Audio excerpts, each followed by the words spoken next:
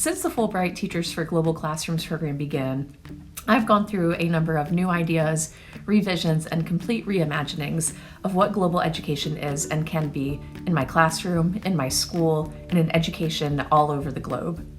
One resource shared in this class that I have immediately put to use into my classroom is the set of thinking routines created by Harvard's Project Zero. So let me share my journey to globalize my teaching framed with the following thinking routines. In the past, I've seen lots of teachers using multicultural education.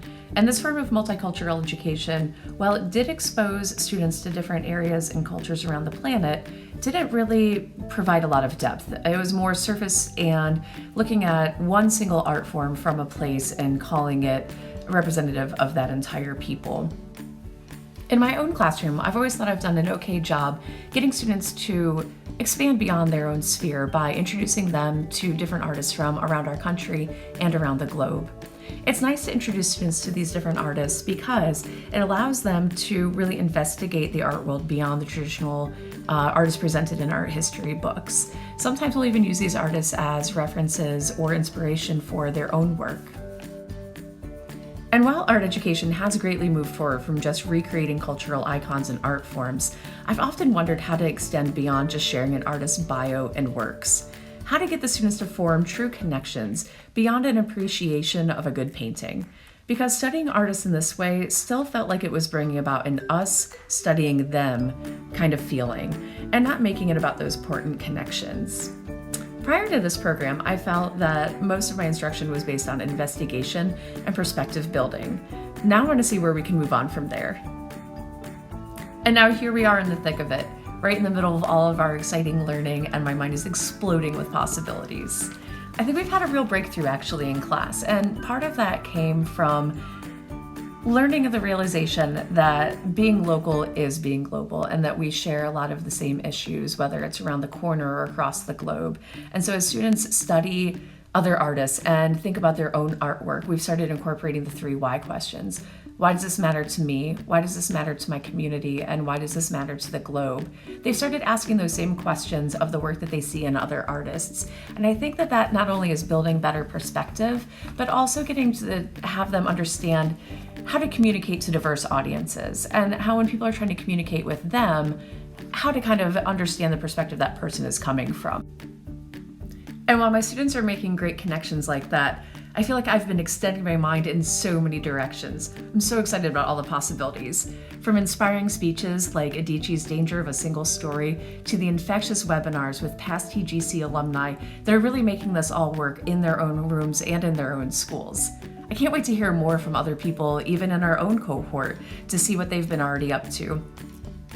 I've also challenged myself with a lot of new ideas from our readings, particularly those that put forth plans to incorporate global education into the whole building. That's one thing that I've often struggled with, is creating something within my own room, but how to get the rest of the staff to kind of follow along and make this work in their own subject and own discipline. Because after all, global ed is the definition of interdisciplinary. It has a place in all subject matters. So where do we go from here? And looking to the future, I'm so glad that I understand now so many parts of the system. Having the framework of the global competencies and the sustainable development goals really has been instrumental in globalizing lessons big and small. And if I get stuck, it's great to know that there are so many resources available, from both written form, videos, and of course my new colleagues. Because the people I've met through this program, my other fellows, our leaders, and of course the alumni, have really been super inspiring and have such great brains to pick anytime I've got a question. And then there's the people I haven't even met yet, but I can't wait to do so. And really collaborating, connecting with more schools around the world is one of the things I am most excited to do in the future, or to do more of in the future. And I'm really looking forward to sharing this activity with my students. I think it's going to blow their minds.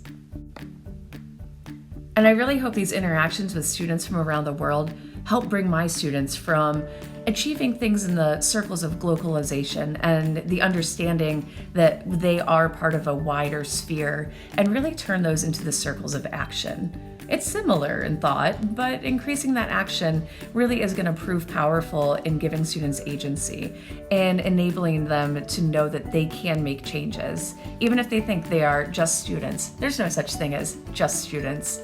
They're going to change the world on us, and I'm thankful for it. So to my future self, awesome work. Because wherever you are right now, you are light years ahead of where I am right now, which is light years ahead of where I was at the beginning of this program.